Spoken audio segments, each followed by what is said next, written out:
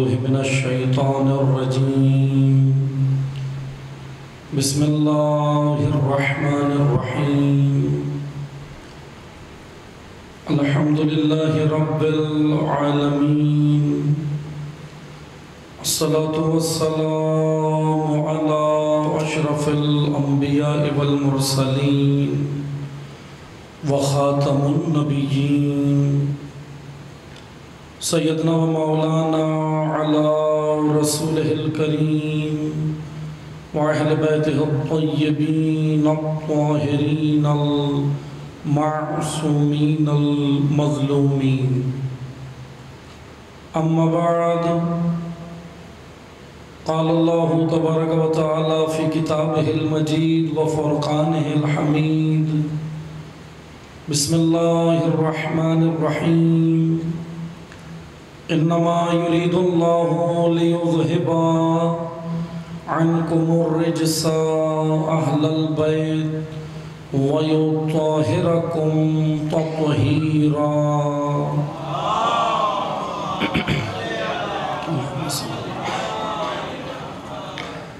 أما بعد قال الله تبارك وتعالى في كتابه المجيد وفرقانه الحميد بسم الله الرحمن الرحيم فأقم وجهك للدين حنيفا فطرة الله التي فطر الناس عليها لا تبديل لخلق الله ذلك الدين القيم ولكن أكثر الناس لا يعلمون.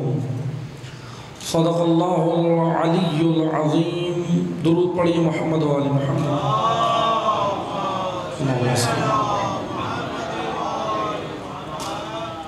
شکر گزار ہیں خداوند تبارک و تعالیٰ کے.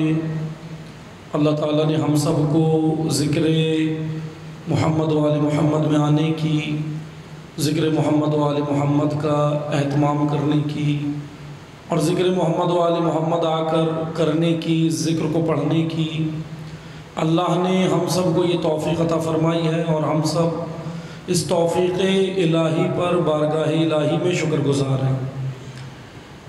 سلسلہ مجالس کی چھٹی مجلس، عشرہ اربعین کی چھٹی مجلس الحمدللہ خدا کے لطف و کرم سے آپ کی خدمت میں جاری ہے، اور موضوع گفتگو خداوند تبارک و تعالیٰ کی توفیق و عنایت سے جو آپ کی خدمت میں عرض ہو رہا ہے، اسلام دین کامل، ولایت قلعہ اسلام. گزشتہ مجالس سے متمسک ہونے کے لیے میں چند باتیں تمہیداً عرض کر کے اپنی گفتگو کو آگے بڑھاؤں گا.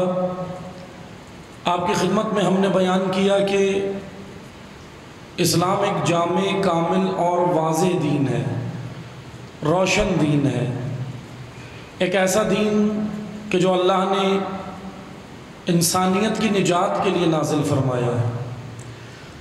اور جب تک انسان اپنے آپ کو مکمل،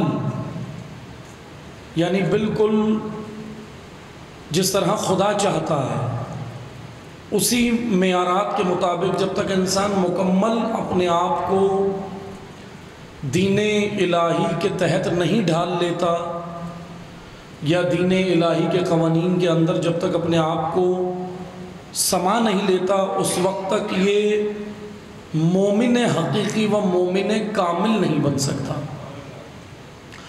مومن کامل کا معیار ہی قرآن کریم نے یہ بیان کیا کہ انسان اپنی پوری ایک مکمل زندگی جو اس دنیا میں گزارے قوانین الہی کے تحت گزارے. اور دین اسلام میں وہ وسعت، وہ طاقت اور وہ توانائی ہے کہ انسان کی، بشر کی تمام تر ضروریات دین اسلام پوری کر سکتا ہے. اس دنیا کے اندر تمام ضروریات اسلام پوری کر سکتا ہے. کیونکہ زیادہ تر عموماً جو گفتگو ہوتی ہے، اہل منبر جس موضوع پہ گفتگو کرتے ہیں، وعظ و نصیحت جو آپ کو کرتے ہیں، وہ زیادہ تر اخروی نعمتوں کے حوالے سے ہوتی ہیں، بے شک کیونکہ قرآن کریم نے بیان بھی کیا ہے آخرت پر ایمان کامل، کیونکہ جب تک آخرت پر ایمان نہیں ہوگا تو انسان مومن نہیں بن سکتا، اسی لیے آخرت پر ایمان ضروری ہے۔ لیکن وہ اسلام جو اللہ نے اس دنیا میں ہمیں دیا ہے، یہاں پر نازل کیا ہے، تو اسلام کے ساتھ ہم اس اپنی زندگی کو کیسے گزار سکتے ہیں؟ ایک سیٹلڈ لائف، کیونکہ انسان اپنی ایک سیٹلڈ لائف گزارنا چاہتا ہے اس دنیا کے اندر۔ سنا ہے نا آپ نے یہ جملہ کہ مثلا میں سیٹلڈ لائف، ایک بہترین زندگی، ایک عالیشان زندگی۔ اچھا، سیٹلڈ لائف کا معنی اکثر اوقات یہ لیا جاتا ہے کہ صرف شاید سیٹلڈ لائف جو ہے وہ مال کے ذریعے سے ہی پوری ہو سکتی، لیکن یہ ایک خام خیالی ہے۔ اس کی وجہ یہ ہے کہ سیٹلڈ لائف، اچھی زندگی گزارنے کے لیے مال ضروری تو ہے، لیکن مال ہی کافی نہیں ہے۔ توجہ ہے آپ کی؟ مال ایک ضرورت ہے، ہماری یہ جو مادی ضروریات ہیں یہ ایک ضرورت ہے، لیکن ضروری نہیں کہ یہ جس کے پاس، آپ ورنہ ایک سروے کر کے دیکھیں تو آپ کو پتہ چلے کیا جن لوگوں کے پاس مال ہے کیا ان کی سیٹلڈ لائف ہے، وہ کیا اچھی زندگیاں گزار رہے ہیں؟ ان کو ذرا آپ، مثلا ہمیں تو ظاہراً نظر آتا ہے نا بڑی عیش و عشرت ہے، آرام ہے، سکون ہے، لیکن ذرا آپ اگر سروے کریں، یا اگر جیسا میں عرض کروں کیونکہ ٹیکنالوجی کا دور ہے، مائنڈ سائنس نے اس پہ کام کیا ہے اور ایسی مشینریاں ایجاد ہو چکی ہیں۔ اب معلوم ابھی تک شاید پاکستان میں نہیں ہے، لیکن باہر ممالک کے اندر ایسی مشینریاں ایجاد ہو چکی ہیں کہ ڈیٹیکٹر کی طرح جو انسان کے دماغ کے تخیلات کو یہ بھی بتا سکتی ہے کہ آپ مثلا جیسے ابھی سب مجلس میں بیٹھے ہیں تو ایسی مشینریاں بھی ہیں جو چپ اگر آپ کے دماغ کے پاس لگائی جائے انسانوں کے، اور وہ ڈیٹیکٹر کی طرح کام کرتی ہے، اور اگر چیک کیا جائے اسکرین لگا کر تو اس اسکرین پہ آ جائے گا کہ فلاں کا دماغ اتنے % حاضر ہے، فلاں کا اتنے % حاضر ہے، یعنی ایک پرسنٹیج باقاعدہ اسکرین پہ رونما ہو جائے گی، مجمع کی پوری پرسنٹیج یہاں رونما ہو سکتی ہے۔ اب ٹیکنالوجی کا دور ہے، ہو سکتا ہے کہ آئندہ سالوں میں یہ کام ہو جائے کہ مجلسوں میں بھی آنے والوں کے چپ بٹ رہی ہوں اور کہا جائے کہ لگا کے بیٹھو، اور خطیب کو اسکرین دکھا دی جائے تو سامنے اس کے لیے بھی آسانی ہو جائے کہ کتنے فیصد مجمع بات سمجھ رہا ہے۔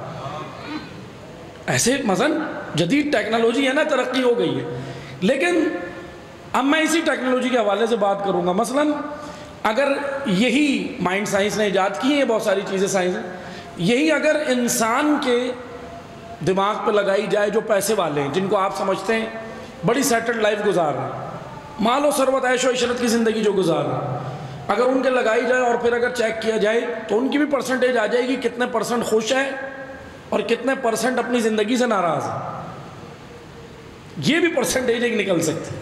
لیکن عزیزان محترم توجہ سے سنیں، بات ہماری یہ ہو رہی ہے کہ مال ضرورت زندگی ہے۔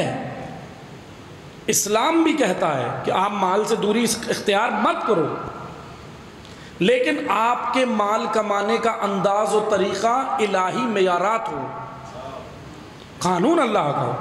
کب کہا آپ کو اسلام نے کہ آپ ترقی نہیں کریں، آگے نہیں جائیں، آپ روٹی نہیں کمائیں؟ کہیں منع کیا ہے روایتوں؟ بلکہ میں اگر آپ کو حدیث سناؤں توجہ سے سنیں، حضرت امیر المومنین علی ابن ابی طالب علیہ الصلوۃ والسلام، اللہم صلی علی محمد، علی علیہ السلام فرماتے ہیں، توجہ سے سنیے گا، بڑی خوبصورت حدیث ہے لیکن اس حدیث کو سمجھنا بہت ضروری ہے۔ علی علیہ السلام فرماتے ہیں قوام العیش حسن التقدیر۔ اب امیر المومنین نے ذرا کلی بات کی ہے، کلی جمعاً ایک بات کی ہے، اجتماع کی بات کی ہے، عوام کی بات کی ہے، قوم کی بات کی ہے، ملت کی بات کی ہے، نیشن کی بات کی ہے۔ امیر المومنین کہہ رہے ہیں بہترین قومیں کون ہیں؟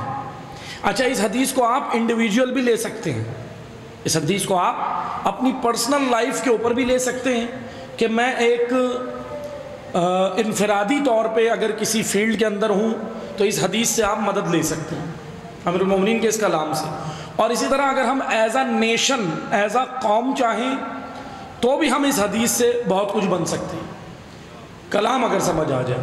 کیونکہ میں پہلی مجلس سے یہ کہہ رہا ہوں کہ دیکھیں علی وہ مشکل کشا ہے، مشکلیں بعد میں ایجاد ہوئیں، حل پہلے دیا۔ یہ پہلی مجلس سے میں آپ کو کہہ رہا ہوں۔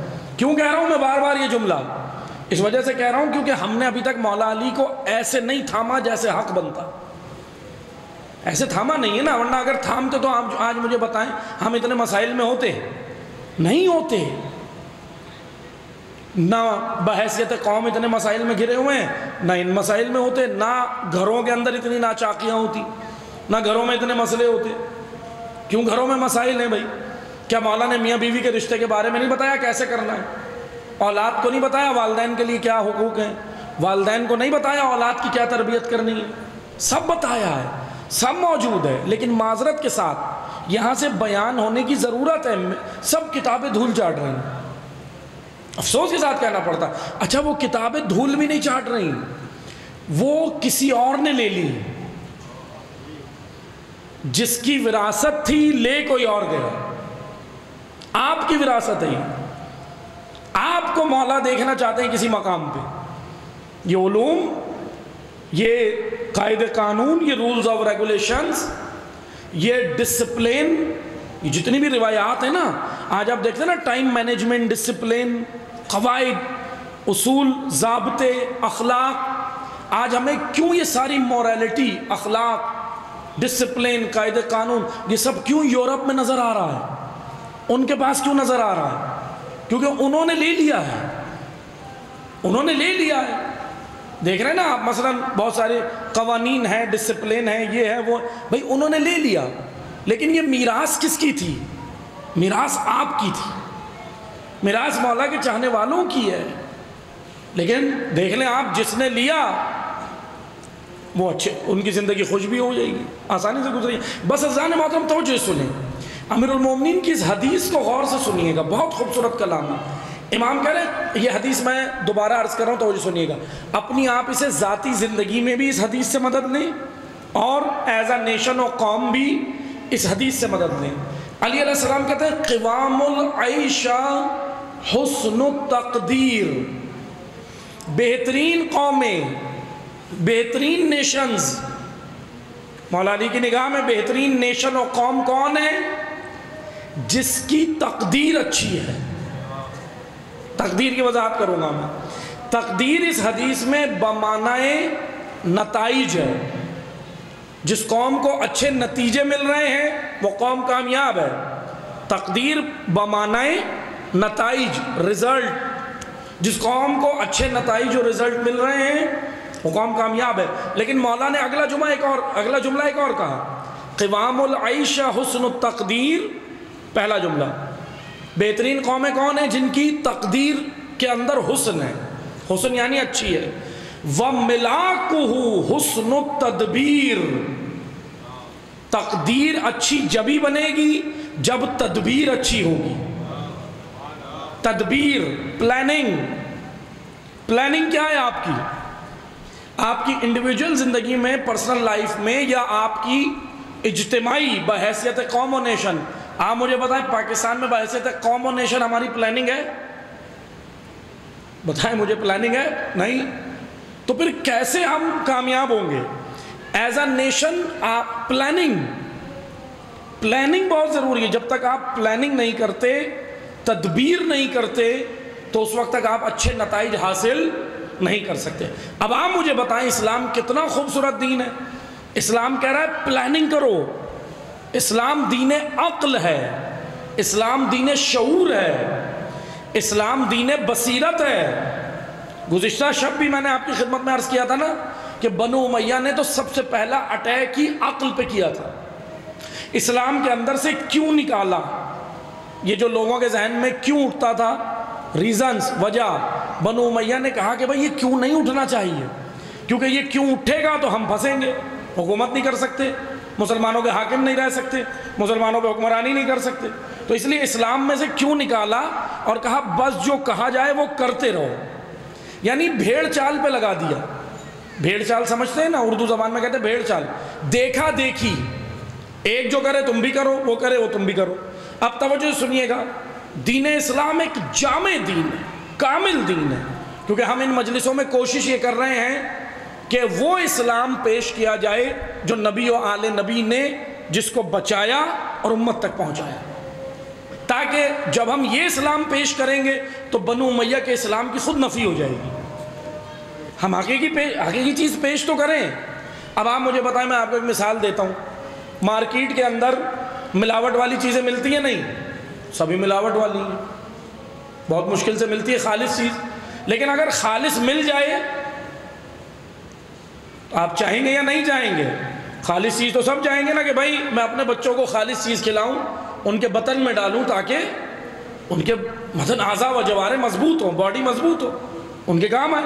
تو اس لیے خالص چیز کا، لیکن اگر آپ کو پتہ چل جائے ایک ہی دکان ہے جو خالص چیز ملتی ہے جہاں پوری مارکیٹ میں، تو دیکھیں جو چاہے گا نا خالص چیز لینا اور مہنگی بھی ہوگی تو وہ خرچہ کرے گا مگر لے گا۔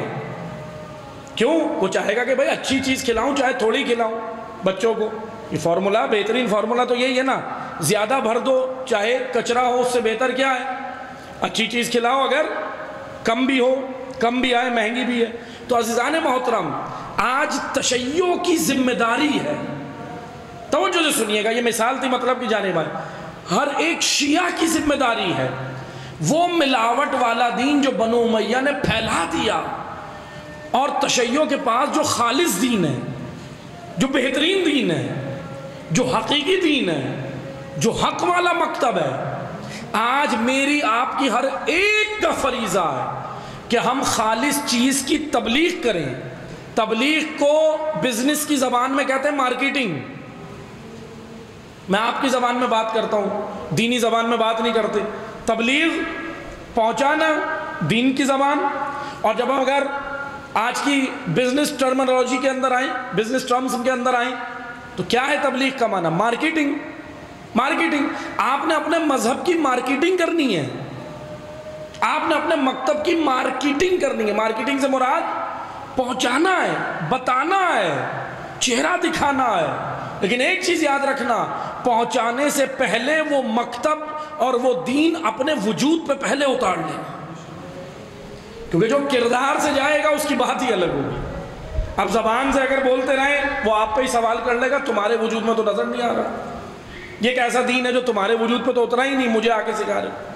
تو اس لیے سب سے پہلے یہاں اتر جائے، سب سے پہلے وہ دین حقیقی یہاں اترے، پھر آپ دیکھیں اس کی تبلیغ ہوتی ہے، پھر یہ دیکھیں کیسا پھیلتا ہے۔ اور الحمدللہ عالمی سطح پہ اگر ہم دیکھیں تو انشاءاللہ، یہ میں ایسے نہیں کہہ رہا، پورے عالم کی جو تبدیلیاں ہو رہی ہیں، جو کرنٹ افیئر ہیں، جو مشرق وسطیٰ ہے، جو یورپ ہے، جو انٹارکٹیکا اور جو امریکہ، نارتھ امریکہ، برازیل اور ادھر ادھر جو ہو رہا ہے، میں ان سب کا نچوڑ اگر پیش کروں طالب علمانہ تجزیہ، تو انشاءاللہ یہ صدی تشیع کے غلبے کی صدی ہے۔ عالمی سطح پہ جو نظر آ رہا، یہ مشی، کیا سمجھتے ہیں یہ مشی معمولی چیز ہے؟ نہیں، اس مشی کے اندر بہت بڑا پیغام ہے، یہ مہدویت کی جانب قدم ہے، یہ نظام عدل کی جانب قدم ہے۔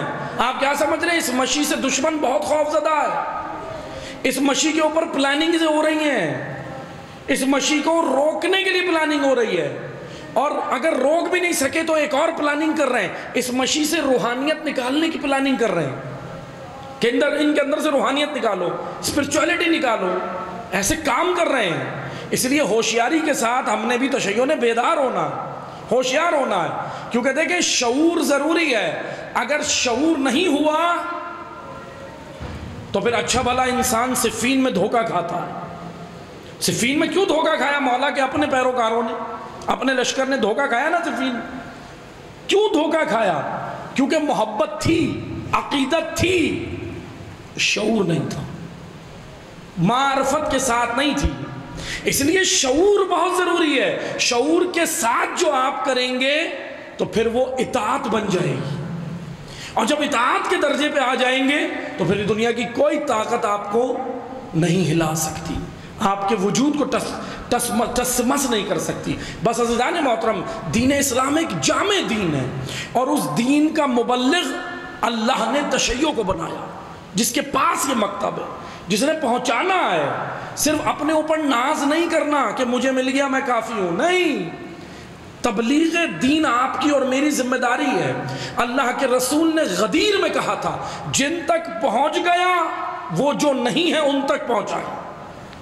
آپ تک غدیر پہنچی ہے نا الحمدللہ، آپ تک ولایت پہنچی ہے، پہنچ گئی ہے، کیا ذمہ داری ہے؟ یہ آگے بھی تو پہنچانی ہے، لیکن احسن انداز، جنگ نہیں، جدال نہیں، جھگڑا نہیں، احسن انداز سے۔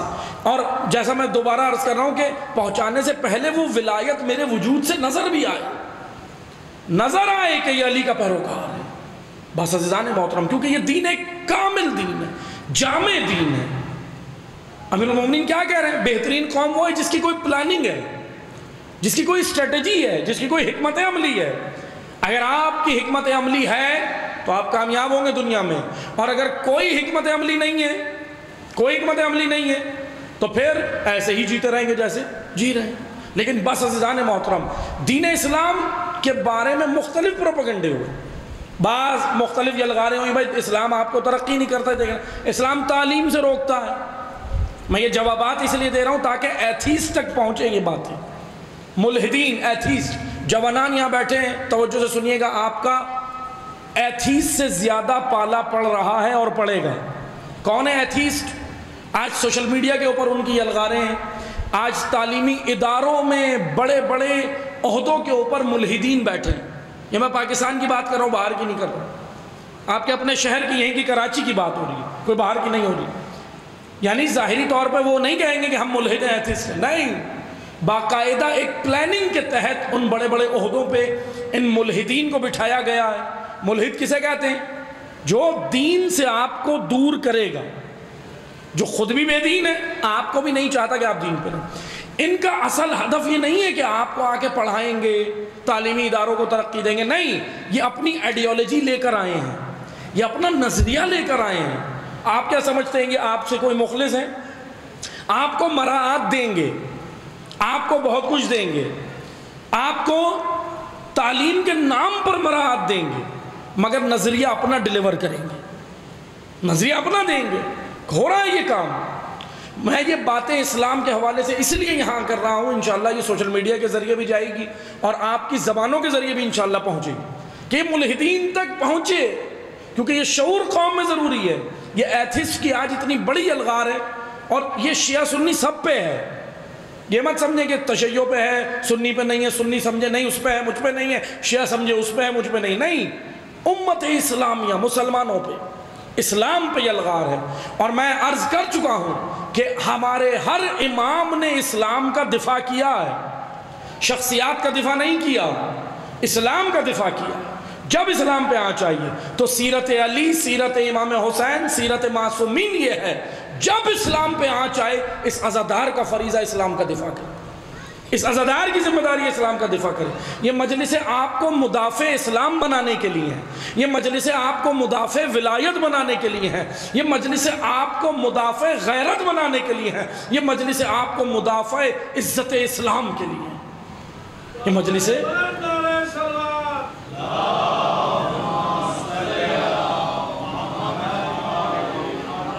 مجلس آپ کو کہیں پہنچانے کے لیے ہے، ہمیں اور مجھے آپ کو کچھ بنانے کے لیے ہے۔ اگر معذرت کے ساتھ میں مجلسوں سے ابھی تک کچھ نہیں بنا تو میں کیا لے رہا ہوں مجلسوں سے؟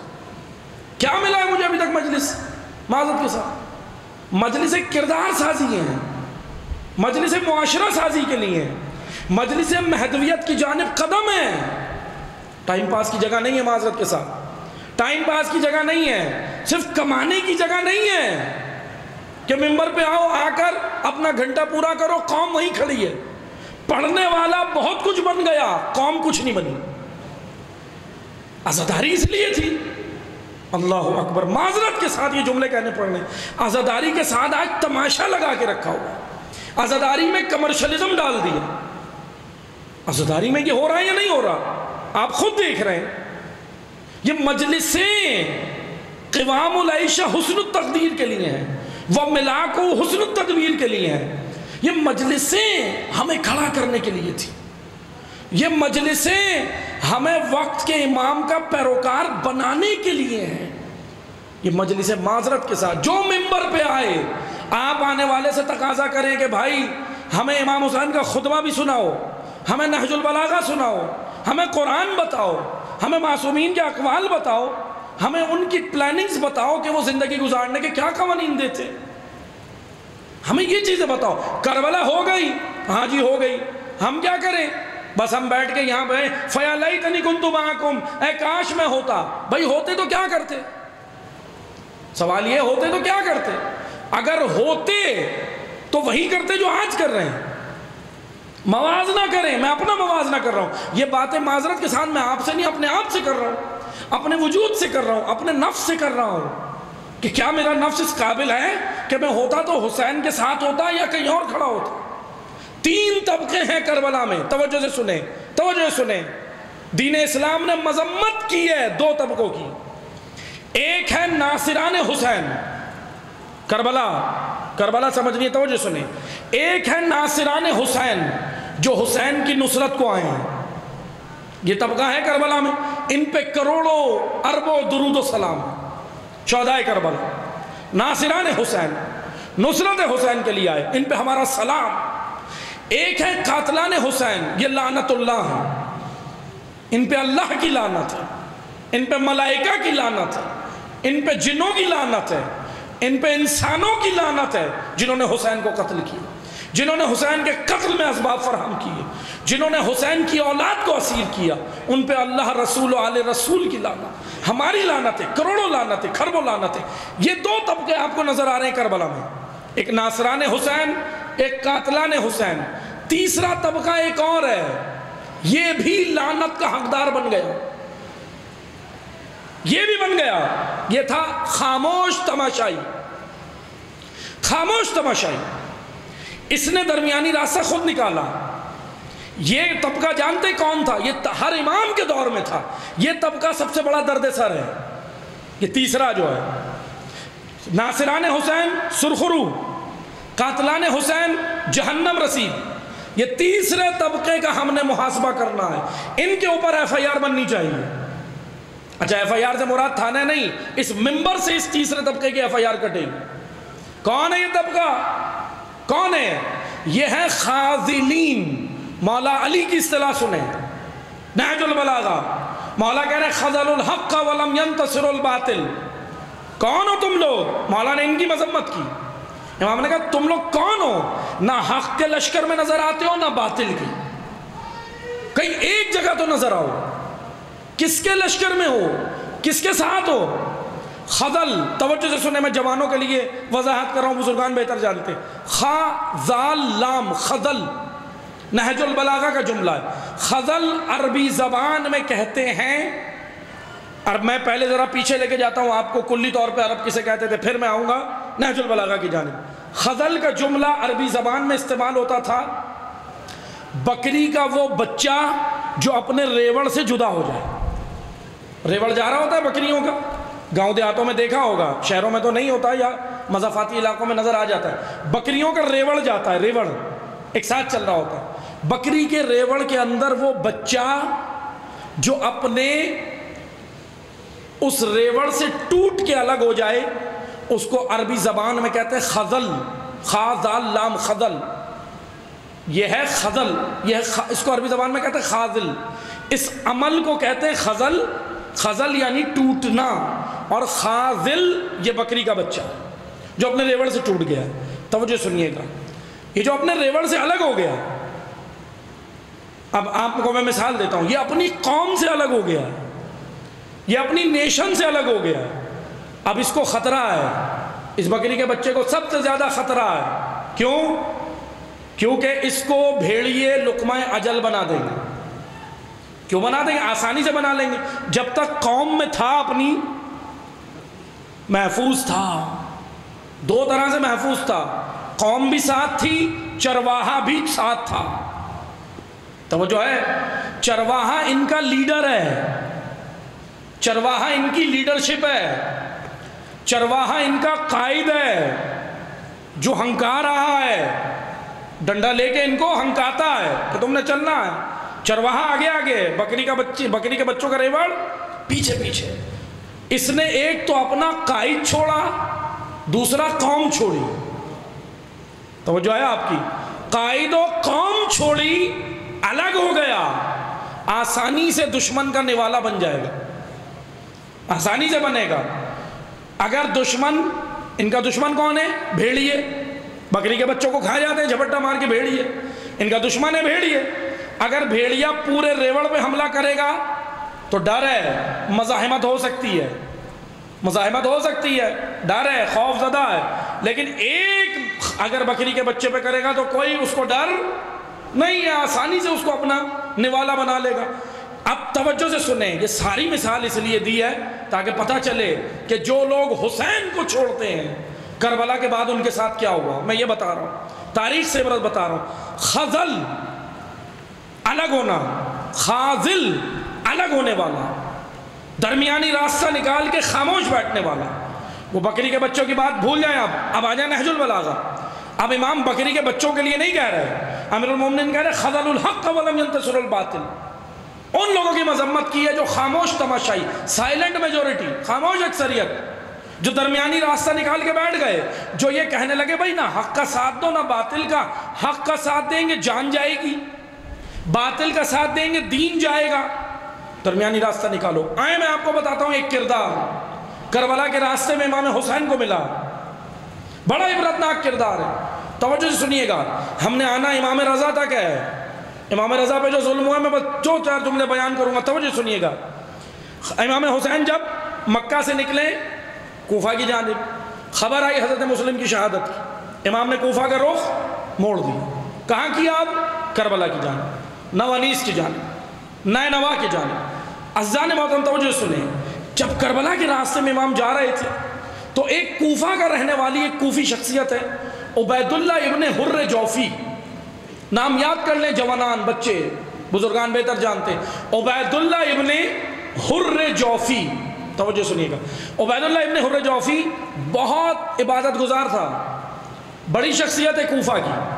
جب حضرت مسلم کوفہ آئے، عبید اللہ ابن حر جوفی نے مسلم کا ساتھ نہیں دیا، عبید اللہ ابن زیاد کا ساتھ بھی نہیں دیا۔ یہ ہے تیسرا طبقہ، یہ ہے تیسرا طبقہ، سب سے بڑا مجرم یہ ہے۔ اسی طبقے کی وجہ سے امام شہید ہوئے ہیں سارے کے سارے، اسی طبقے کی وجہ سے ائمہ اسیر ہوئے ہیں، اسی طبقے کی وجہ سے علی کی بیٹیوں کے ہاتھوں میں رسن بندھی۔ توجہ سے سنیے گا، یہ طبقہ بہت خطرناک ہے، ہر دور میں اسی طبقے کی وجہ سے 12واں غیبت میں رو رہا ہے، خون روتا ہے، کبھی کربلا پہ 12واں منتظر ہے ہمارا۔ ہم انتظار نہیں، معذرت کے ساتھ ہم انتظار نہیں کر رہے، ہم مشغلے کر رہے ہیں کہیں اور، اس کا انتظار تھوڑی ہے، معذرت کے ساتھ۔ اب توجہ سے سنیں، کون ہے یہ عبید اللہ ابن حر جوفی؟ امام حسین، اس نے نہ حضرت مسلم کا ساتھ دیا نہ عبید اللہ ابن زیاد کا، دو ہے نا، ایک طرف حق ایک طرف باطل۔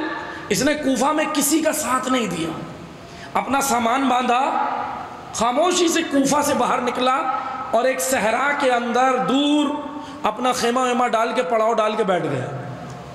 اتفاق سے، اتفاق کہیں یا خدا کی حکمت کہیں، وہیں سے امام حسین کا گزر ہوا۔ اللہ اکبر، عزادارو توجہ سے سننا، ہادی گزرتا ہے ہمارے دلوں سے، ہمارے دلوں کے قریب سے بعض اوقات ہادی گزرتا ہے، بعض اوقات اس کی باتیں گزرتی ہیں۔ درک کرنے والا ہونا چاہیے، درک کرنے والا۔ عبید اللہ ابن حر جوفی بیٹھا ہے، خیمے لگا کے اپنی عبادتوں میں مشغول ہے، اپنی عبادتوں میں مشغول ہے۔ اچھا یہ بری شخصیت نہیں ہے، گناہ گار نہیں ہے، گناہ نہیں کرتا تھا، نہ کسی کو، نہ وہ کہتے ہیں نا آسان زبان میں سمجھاؤں، بھائی یہ بندہ تو نہ کسی لینے میں نہ دینے میں، اور ایسے لوگ ہمیں بہت پسند ہیں، نہیں ہے پسند، لسٹ ہے بہت بڑی، ایسے لوگ ہمیں بہت پسند ہیں، بھائی یہ بندہ صحیح ہے، نہ لینے میں نہ دینے میں۔ وہ معیوب جملہ ہے، لیکن آپ لوگ کہتے ہیں نہ ہی میں نہ شی میں، وہ کہتے ہیں نا عام معاشرے میں، لیکن یہ نہ ادھر نہ ادھر ہونا ضروری ہے۔ کس کے ساتھ ہو بتاؤ، کیونکہ دنیا میں دو ہی ہیں، حق اور باطل، آپ کو بتانا پڑے گا، یہ نہیں کہ ادھر ہے نہ ادھر، نہیں۔ آئیں تو مجھے سنیں، عبید اللہ ابن حر جوفی، اس نے یہی کام کیا، نکلا خاموشی سے، رات کی تاریکی میں، کوفہ میں کرفیو تھا، خاموشی سے رات کی تاریکی میں نکلا۔ اس نے کہا بھائی مسلم کا ساتھ دوں گا جان جائے گی، مال جائے گا، اولاد جائے گی، سب کچھ چلا جائے گا۔ اس نے کہا مسلم کا ساتھ بھی نہیں دو اچھا دیکھیں معرفت رکھنے والی شخصیت تھی، دیندار انسان تھا، کہنے لگا عبید اللہ ابن زیاد کا ساتھ دوں گا، تو اس نے سوچا وہاں دین جائے گا. دین جائے گا سے مراد یہ تھی کہ جانتا تھا دین مسلم کے پاس ہے، حق پر ہے مسلم، جانتا تھا. بعض تو وہ لوگ ہیں نا جو نہیں، بعض لوگ تو نہیں پہچان پاتے حق کہاں ہے باطل کہاں ہے، لیکن بعض وہ ہوتے جاننے کے بعد بھی مدد نہیں کرتے، جاننے کے بعد بھی نصرت نہیں کرتے. زیادہ پکڑائی ان کی ہونی ہے جو جان کے بھی عمل نہیں کر رہے. اب آئیں تو مجھے سنیں، اس نے کیا کیا؟ عبید اللہ ابن حر جوفی نے اس نے درمیانی راستہ نکالا، اپنا سامان وامان باندھا، نکلا اور جا کے باہر بیٹھ گئے، صحرا میں، دور صحرا میں بیٹھ گئے. امام حسین کا گزر ہوا، امام حسین کا گزر ہوا. آپ اس سے اندازہ کریں تاریخ میں جو جملے نکلے ہیں، جو جملے لکھے تاریخ میں وہ پڑھ رہا ہوں. امام حسین نے اس کے پاس کوئی نمائندہ نہیں بھیجا کہ جاؤ بلا کے لاؤ، کون ہے کیا ہے. امام نے معلوم کیا کون ہے، کہنے لگے کوفی شخصیت ہے، کوئی کوفہ کا رہنے والا ہے. امام نے کہا کون ہے؟ کہا نام کیا ہے؟ عبید اللہ ابن حر جوفی ہے. امام حسین نے اس کے پاس خادم نہیں بھیجا، امام حسین نے کوئی پیغام نہیں بھیجا. امام بنفس نفیس خود اٹھ کر گئے. اندازہ کریں، فرزند رسول، نواسہ رسول، خود گئے، اس سے ملنے گئے. تو آپ مجھے بتائیں یہ بڑی شخصیت ہوگا یا نہیں؟ کوئی کردار تھا یا نہیں تاریخ میں؟ امام ملنے گئے، خود اٹھ کر گئے. جیسے ہی اس کے خیمے میں امام پہنچے، پہلے تو دیکھ کے پریشان ہو گیا، سوچ رہا ہوگا کہ میں انہی سے تو بچ رہا تھا، یہیں آ گئے. بہرحال جیسے امام گئے خیمے میں اس کے پہنچے، پہلے ذرا ایک دم سے چونک گیا، پریشان ہو گیا. لیکن جب امام صاحب اس کی اور امام حسین کی گفتگو سنے، توجہ سنیے گا ذرا، بہت اہم نکات ہیں اس کے اندر. اس کی اور امام حسین کی گفتگو تاریخ میں یہ ہے، جیسے کہ امام اس کے پاس پہنچے، اٹھا، کھڑا ہوا، احترام کیا، سلام کیا، سلام دعا ہوئی، اب بات چیت ہو رہی ہے. امام نے اس کو بتایا، حالات جانتا ہے سارے، کوفہ سے آیا ہے، حضرت مسلم شہید ہو گئے، آ کے امام حسین کو خبر بھی دے رہا ہے. امام کو خبر مل چکی تھی، لیکن اس نے بھی اپنے تحت بتایا کہ مولا کوفہ کے حالات اچھے نہیں ہیں، کوفہ والوں کے دل آپ کے ساتھ ہیں، تلواریں آپ کے ساتھ نہیں ہیں. امام کو خبر دے رہا ہے کوفہ والوں کے تلواریں آپ کے حق میں نہیں ہیں، وہ ذرا کہیں اور ہیں. چاہ تو رہے ہیں دل سے کہ امام حسین آئے، لیکن مجبور ہیں. اس نے جملہ مجبور کہا. امام حسین نے کوفہ کے حوالے سے اس سے کوئی بات نہیں کی. امام نے کہا ٹھیک ہے. امام نے کہا اپنا مقصد بتایا، اپنا ارادہ بتایا، کربلا بتائی، راستہ بتایا کہ اس راستے میں جا رہا ہوں، میں قیام کروں گا. اس نے پوچھا مولا کیا ارادہ ہے؟ کہا بیعت نہیں کروں گا. امام نے اس کے سامنے بھی جملے ملتے تاریخ میں، اس سے جو باتیں ہوئی ہیں، امام کی ملاقات ہوئی، بات چیت، اس میں بھی امام نے کہا میں بیعت نہیں کروں گا، بیعت کے تقاضے جو ہوا ہے میں اس کے نہیں کروں گا. بس بہرحال امام نے منع کیا. اب امام نے اس کو دعوت دی، کیا تم ہمارے ساتھ اس قیام میں شریک ہوں گے؟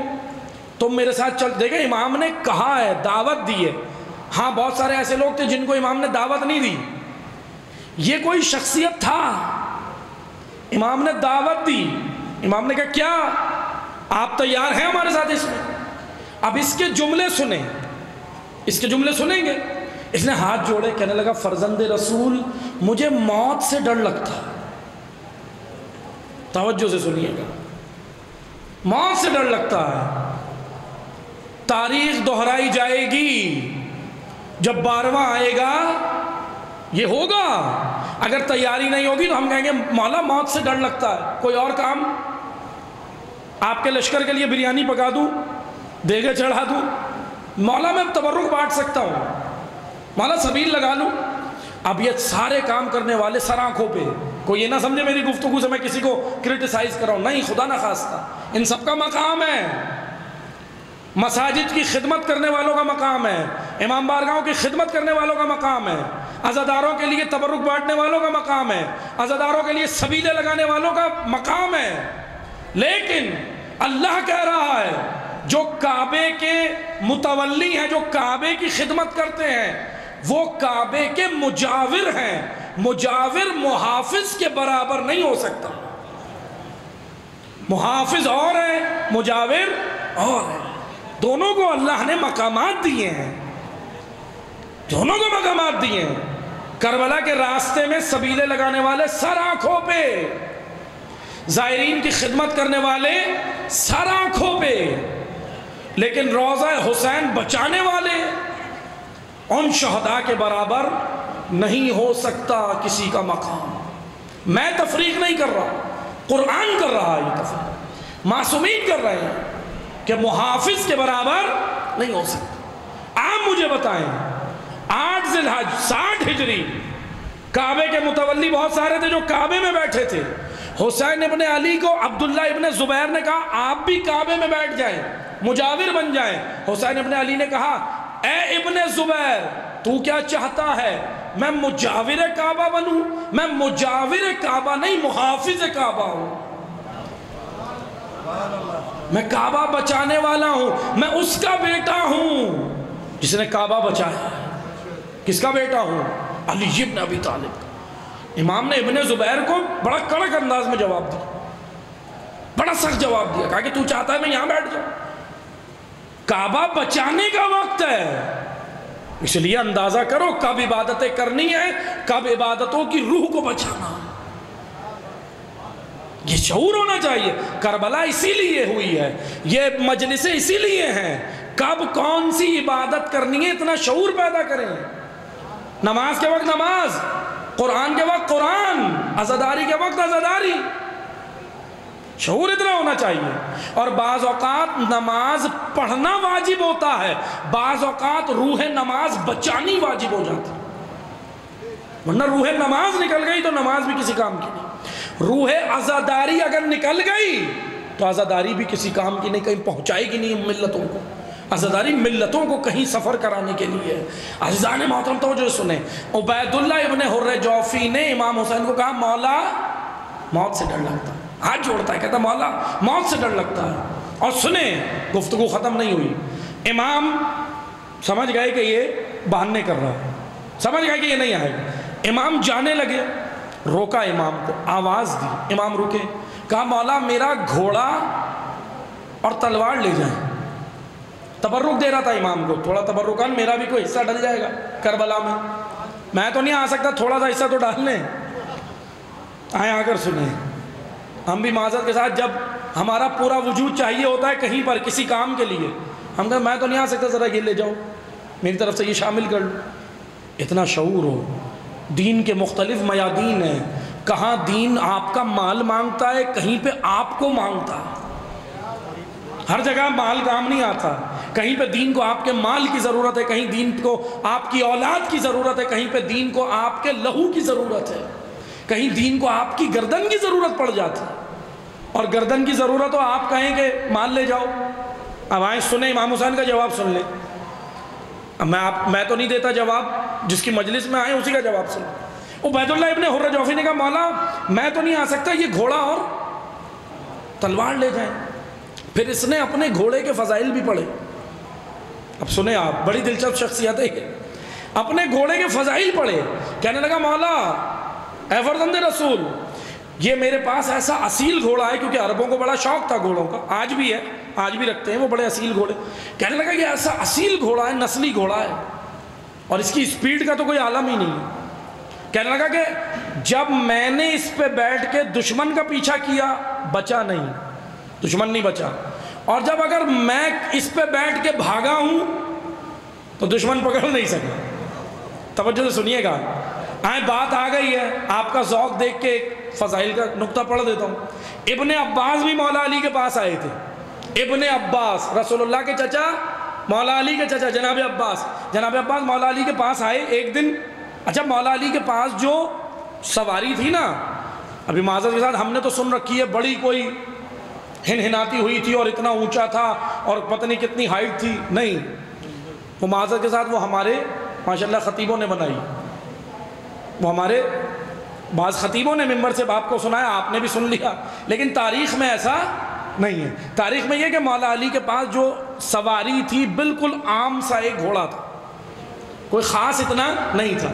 جناب عباس آئے مولا علی کے پاس، آ کے انہوں نے بھی کہا، ایک مشورہ دیا تھا مولا کو، کہنے لگے کہ مولا ایک کام کریں، آپ بھی ذرا کوئی اصیل گھوڑا رکھیں، اس طرح کا کوئی رکھیں، تاکہ آپ بھی ایک شخصیت ہے نا عرب میں، کوئی مثلا کوئی جاہو حشم والا رکھیں۔ امام نے کہا چچا عباس یہ بتائیے گھوڑے کا کام کیا ہے؟ توجہ سنیے گا، سواری کا کام کیا ہے؟ کہنے لگے میدان تک پہنچانا۔ کہا یہ اتنا کام کر دیتا ہے، توجہ ہے آپ کی، کہا یہ اتنا کام کر دیتا ہے۔ اور پھر مولا رکے نہیں، مولا نے کہا اس کا کام پہنچانا ہے، میدان سے بھگانا نہیں ہے، یہ بس اتنا کام کر دیتا ہے، مجھے پہنچا دیتا ہے، باقی میرا کام ہے، کیونکہ جنگ مولا نے لڑنی ہے۔ اس لیے امام نے ان کو جواب دیا کہ بھائی اس کا کام پہنچانا ہے۔ ہاں بھاگنے والے گھوڑوں کی ضرورت انہیں ہے جنہوں نے جنگوں سے بھاگنا ہے۔ علی نے بھاگنا کہاں سے تھا؟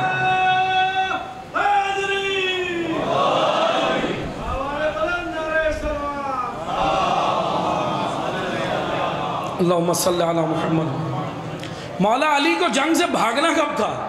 کہاں سے بھاگے تھے؟ کوئی ایک جنگ، کوئی جھوٹی روایت بھی دکھا دے، نہیں ہے۔ کیوں؟ کیونکہ بھاگنے والے گھوڑوں کی ضرورت انہیں ہوتی ہے جنہوں نے نکلنا ہو، جنہوں نے جان بچانے کے نکلنا ہو، لیکن جو اللہ کے لیے جان دینے میدان میں اترے اس کو بھاگنے کی ضرورت نہیں پڑتی۔ اسی نے اب عبید اللہ ابن حر جوفی نے بھی امام کو کہا مولا یہ بڑا اصیل گھوڑا ہے، جب اس پہ میں بیٹھ کے بھاگا ہوں دشمن سے بچ کے تو اس نے مجھے نہیں پکڑ پایا دشمن۔ تو آپ توجہ سے سنیں، اب امام حسین کے جملے سنیں۔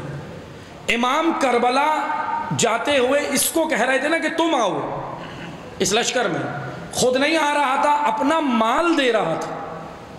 امام نے کہا کہ سنو اے ابن حر جوفی سن، ہم گمراہوں کا مال بھی قبول نہیں کرتے،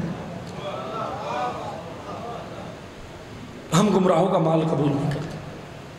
کیا کہا امام نے؟ امام نے بتایا کہ تم گمراہ ہو گئے ہو، تمہیں راہ سمجھ نہیں آ رہی، ایک طرف حق ہے ایک طرف باطل، تمہیں اپنا فریضہ سمجھ نہیں آ رہا، تمہیں اپنی ذمہ داری کا احساس نہیں ہے، تم کہہ رہے ہو مال لے جاؤ، نہیں، دین کو تمہارے اس میدان میں مال کی نہیں تمہارے وجود کی ضرورت ہے، تمہیں آنا ہے، نہیں آیا۔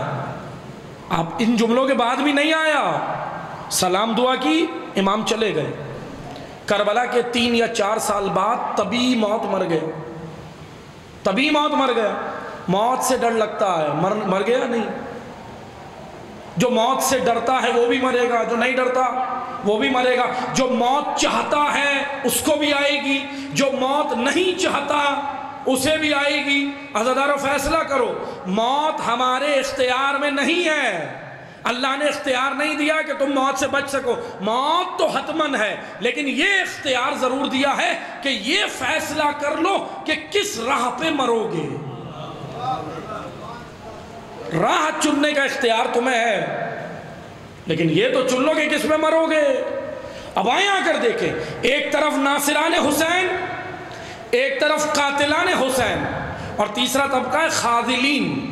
یہ ہے خزل کا راستہ، یہ ہے خازلوں کا راستہ، خاموش تماشا، خاموش اکثریت۔ اب آ کر دیکھیں، میں مصائب نہیں پڑھ رہا لیکن جملے سنیں۔ کوفہ کے بازار میں علی کی بیٹی پہنچی، کس سے مخاطب تھی؟ بی بی، قاتلوں سے مخاطب نہیں تھی، قاتلوں سے مخاطب نہیں تھی، اہل کوفہ سے مخاطب تھی، اور اہل کوفہ کو کہتی ہیں یا اہل الکوفہ یا اشبہ الرجال یا اہل الخذل والغدر والمکر، اے کوفیوں، اے غداروں، اے تابوت پہ لپٹی چاندی، اے کچرے پہ اگنے والے سبزہ۔ جناب زینب کے خطبے، جناب زینب کے جملے، علی کی بیٹی کے جملے، کہا کہ تم لوگ کون ہو؟ تم خازل ہو، یا اہل الخذل، خذل وہی جو بابا نے نہج البلاغہ میں کہا، علی کی بیٹی نے کوفہ میں کھڑے ہو کے کہا، یہ ہے جرت علی کی بیٹی کی، ان کو ان کے منہ پہ کہا تم اہل خذل ہو، تم اہل حق نہیں ہو، نہ اہل باطل ہو، تم اہل خذل ہو، تمہاری وجہ سے۔ جناب زینب نے پورا کا پورا قصوروار ان کو ٹھہرایا، کہا تمہاری وجہ سے میرا بھائی قتل ہوا، تمہاری وجہ سے وہ ہم اسیر ہیں، تمہاری وجہ سے یہ سر نو کے نیزہ پہ چل رہے ہیں، تمہاری وجہ سے۔ امام نے عمر سعد، بی بی نے عمر سعد کو نہیں کہا، شمر کو نہیں کہا، خولی کو نہیں کہا، کیونکہ زینب کبریٰ کی بصیرت بہت اعلیٰ ہے۔ زینب جانتی ہیں کہ یہ کرائے کے قاتل ہیں، حسین کے قتل کا سبب خاموش اکثریت ہے۔ جناب زینب ایک ایف آئی آر بنا رہی ہیں کوفہ میں کھڑے ہو کے۔ یہ جو خطبہ ہے نا بی بی کا، یہ اصل میں ایف آئی آر ہے، ایک سوچ کی ایف آئی آر ہے، ایک نظریے کی ایف آئی آر ہے، ایک فکر کی ایف آئی آر ہے، اور وہ فکر ہے کہ میں خاموش بیٹھوں، اپنی جان بچاؤں، دین قربان ہوتا ہے ہو جائے، نہ حق کا ساتھ دو نہ باطل کا۔ آئیں آ کر دیکھیں خاذلین، توجہ ہے نا، توجہ سنیے گا، خاذلین، خاذلین کا جملہ آپ کے اوپر وضاحت ہو چکی۔ خاذلین خاموش اکثریت، خاموش تماشائی، نہ ادھر نہ ادھر، اپنی ذمہ داریوں کو ادا کرنے والا نہ ادا کرنے والا طبقہ۔ اب آپ سنیں، اگر خاذلین اکثریت میں ہوں تو نقصان کیا ہوتا ہے؟ بتائیں مجھے نقصان کیا ہوتا ہے؟ تاریخ کہہ رہی ہے اگر خاذلین ہوں اور پیروکار کم ہوں، پیروکار ضروری ہیں، آئمہ ہمیں چاہتے کہ ہم ان کے پیروکار بنیں، یہ درمیانی طبقہ نکال کے گھروں میں نہیں بیٹھو، حق کے لیے کھڑے ہو، جہاں حق ہو وہیں کھڑے ہو۔ اب توجہ سنیں، اگر پیروکار نہ ہو، خاذلین ہو، پیروکار کم ہو، خاذلین زیادہ ہو، تو جانتے ہو کیا ہوتا ہے؟ علی کا سر مسجد کوفہ میں زخمی ہوتا ہے۔ اگر خاذلین زیادہ ہو، پیروکار کم ہو، سولہوی کے مقام پر تنہا ترین سردار حسن مجتبیٰ، مظلوم ترین امام، امام کے اپنے نیچے سے مسند کھینچ لی، امام کی ران مبارک پہ تلوار ماری، زہر آلود تلوار، سبط اکبر کے۔ کون ہے سبط اکبر؟ حسن مجتبیٰ علیہ السلام۔ مظلومیت کا عالم دیکھیں امام حسن۔ اگر خاذلین ہوں، پیروی کرنے والے نہ ملے نا اگر آئمہ کو، تو کیا ہوتا ہے؟ نقصان یہ ہوتا ہے کہ کربلا میں وہ حلمن کی صدا دیتا ہوا دنیا سے جاتا ہے، علی کی بیٹیاں اسیر ہو جاتی ہیں، سکینہ کے تماچے لگتے ہیں، بیوی کے تماچے لگتے ہیں۔ کن کی وجہ سے ہوا؟ خاذلین کی وجہ سے۔ یہ ہے اصل سبب، یہ ہے مجرم، ہر امام کے مجرم۔ خاذلین ہوں، پیروکار نہ ملے، پیروکار نہ ملے، تو سید سجاد 35 سال روتے ہیں۔ آتے لوگ کہتے ہیں مولا علی اکبر کا پرسہ، قاسم کا پرسہ، عباس کا پرسہ، حسین بن علی کا پرسہ دے کے چلے گئے۔ امام مکہ مدینہ میں کہہ رہے ہیں کہ میرے پاس 20 شیعہ بھی نہیں ہیں کہ اپنے حق کے لیے قیام کروں، یعنی جیسا امام سجاد چاہتے تھے وہ 20 کتنی تعداد ہے، کتنی مظلومیت ہے معصومین کی، یہ تاریخ کے جملے حضرت کرو۔ 20 پیروکار جو الشام کرتا ہوا اس دنیا سے گیا، کہہ رہا ہے 20 میرے پاس ایسے نہیں ہیں جیسے میرے بابا کے پاس تھے، 20 اگر خاذلین ہوں اور پیروکار نہ ہوں تو امام صادق کو صدیر سہروفی آگے کہتے ہیں مولا ابو مسلم نے بڑا لشکر بنایا ہے، حق کے لیے قیام کریں۔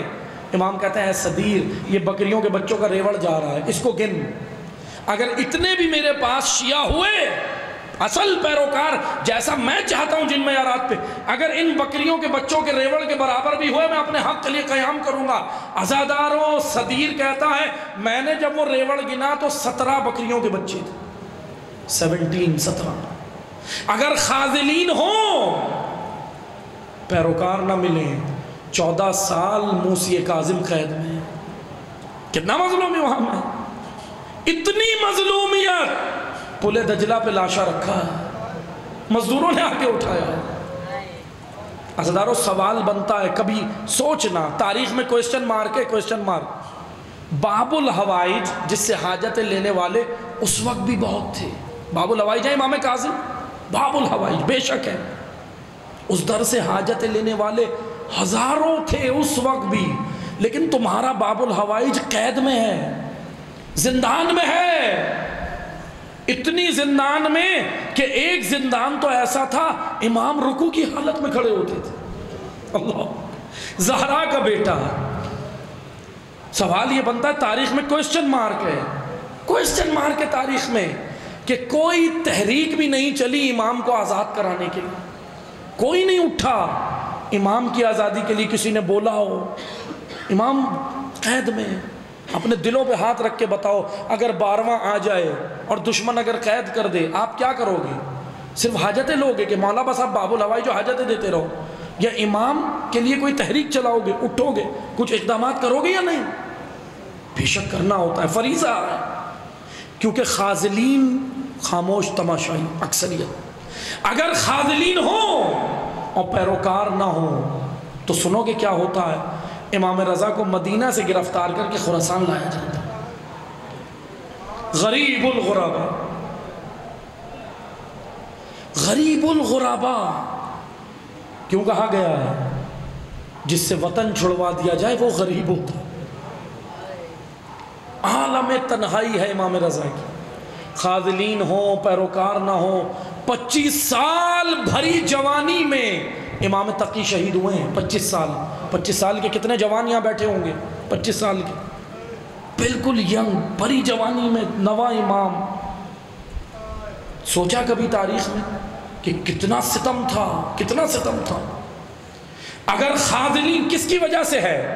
آپ جو تبرہ کرتے ہیں نا مامون پہ، ہارون پہ، قاتلوں پہ، بے شک کریں، سب لعنت اللہ، لیکن سب سے زیادہ تبرے کے مستحق یہ خاذلین ہیں جنہوں نے اپنا فریضہ ادا نہیں کیا، فائدے لیے اماموں سے، فریضہ ادا نہیں کیا، فریضہ ادا نہیں کیا۔ آئیں آ کر بتائیں مجھے، خاذلین ہوں اور پیروکار نہ ہوں۔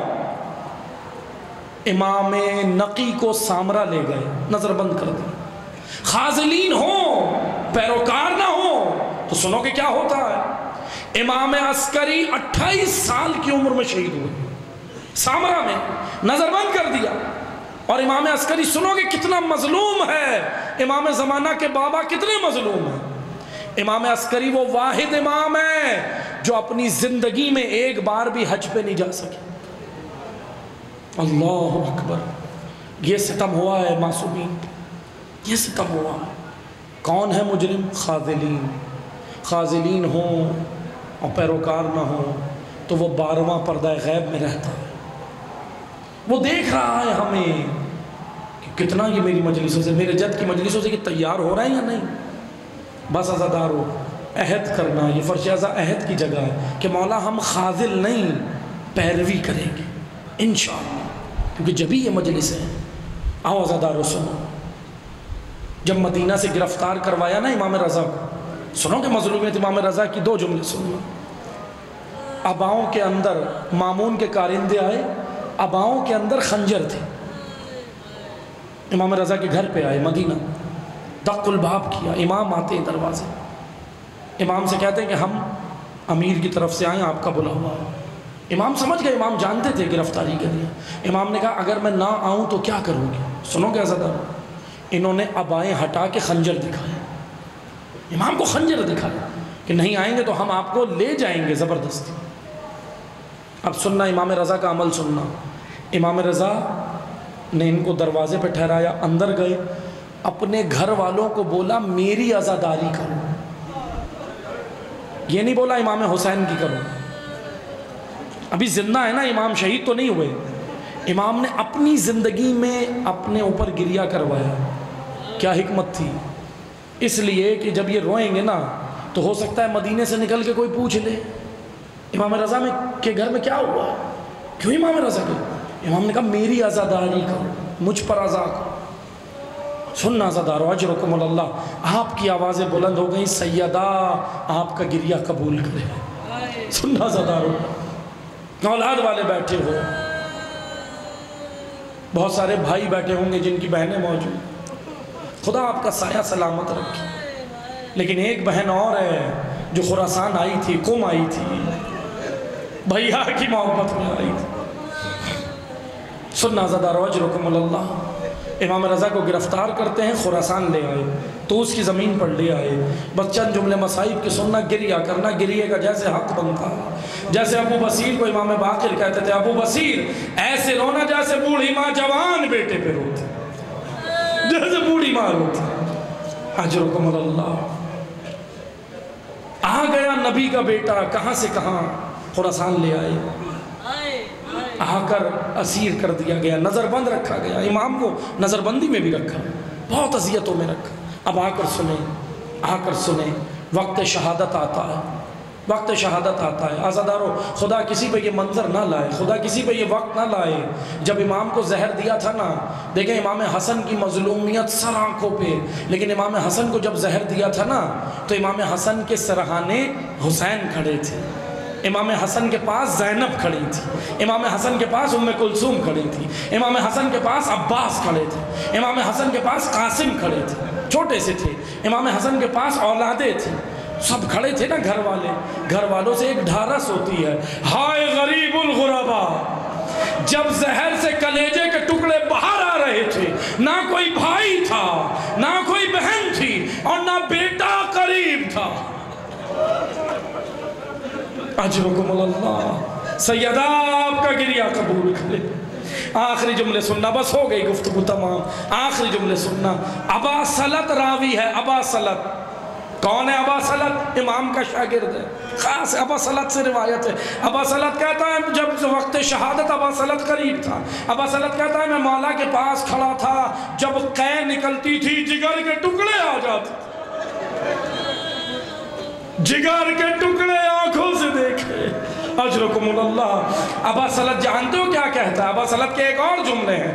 ابا سلط کہتا ہے جب تک امام رضا زندہ رہے نا، کبھی بھی کس پہ روئے، ایک جملہ کہہ کے روتے تھے، وہ جو پسر شبیب کو کہا تھا، سنو گے؟ کلیجہ تھام کے سننا، دعا کرنا میں پڑھوں۔ امام ایک ہی منظر یاد کر کے روتے تھے۔ کیا کہا تھا پسر شبیب کو؟ ابا سلط کہتے ہیں جو پسر شبیب کو امام نے کہا زندگی بھر یاد کرتے تھے، روتے تھے، اسی پہ گریہ کرتے تھے۔ کیا کہا تھا؟ کہ پسر شبیب کو امام رضا نے کہا تھا اے پسر شبیب، میرے جد کو کربلا میں گوسف فند کی طرح ذبح کیا تھا۔ اجرکم اللہ، سیدہ آپ کا گریہ قبول کرے۔ آخری جملے سننا، اور پھر سنو گے امام رضا نے کیا کہا؟ اے پسر شبیب، عزاداروں کا کلیجہ تھامنا، مجھے معاف کرنا، سخت جملے کہتا ہے پسر شبیب 13 ضربیں چلی تھی میرے جد، 13 ضربوں سے زہرا کا بیٹا بے گور و کفن کربلا کی زمین۔ آخری جملے سننا زدار اجرکم اللہ، آخری جملے سننا۔ ایک جملہ اور یاد کر کے روتے تھے۔ ابا سلط راوی ہے، ابا سلط کہتا ہے امام رضا ایک تو اپنے جد کی ذبح کرنے پہ گریہ کرتے تھے، کیسے ذبح کیا تھا میرے جد کو میں بیان آگے نہیں کر سکتا، روایت بہت سخت ہے، مجھے معاف کرنا، آگے بیان نہیں کر سکتا۔ بس آخری جملے سنو۔ ایک جملہ اور کہتے تھے امام، اور وہ وہی کہتے تھے جو سید سجاد کہتے تھے، الشام الشام الشام۔ کیا ہوا مولا شام میں؟ غیرت مند عزاداروں اپنا کلیجہ تھام کے سننا، شام کا بازار قریب آیا، علی کی بیٹی کو روک دیا گیا، سنو یہ تھا شام میں، شام کے بازار میں یہ تھا۔ آخری جملے، علی کی بیٹیوں کو روکا، سید سجاد قریب آئے، آ کے کہتے پھوپھی اماں جانتی ہو کیوں روکا ہے؟ کہا بیٹا نہیں جانتی، آپ بتاؤ۔ کہا اماں ہمیں آرام کرانے نہیں روکا، بازار سجائے جا رہے ہیں، مسخروں کو بلایا ہے، شرابیوں کا مجمع ہے۔ زینب نے بازار کا نام سنا، نجف رخ کیا، کہا بابا علی، بابا علی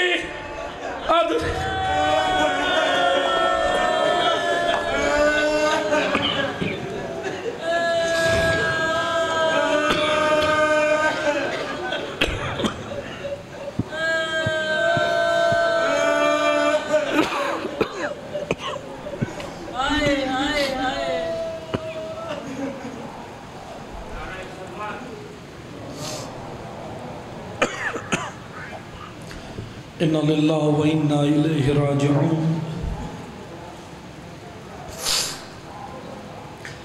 وَسَيَعْلَمُ الَّذِينَ ظَلَمُوا أَيَّ مُنْقَلِبٍ يَنْقَلِبُونَ۔ پروردگارہ ہمارے اس مجلس اعظا میں آنے کو، اس عبادت کو اپنی بارگاہ میں شرف قبولیت عطا فرما۔ پروردگارہ تمام حاضرین کی شرعی حاجات کو مستجاب فرما۔ پروردگارہ ہمیں